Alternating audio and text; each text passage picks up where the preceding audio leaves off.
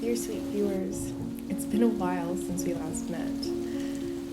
Where I live, the spring has been really dry and gray, and I've been struggling to feel inspired. But I promise I haven't been idle. Spring is a very busy time of year where everything is being replenished and brought back to life. During the time we've been apart, I was inspired by a game called Stardew Valley.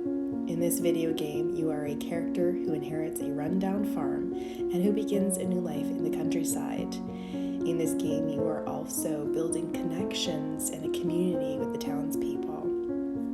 To get me through my gray springtime blues, I harnessed my inner Stardew Valley character and got to work.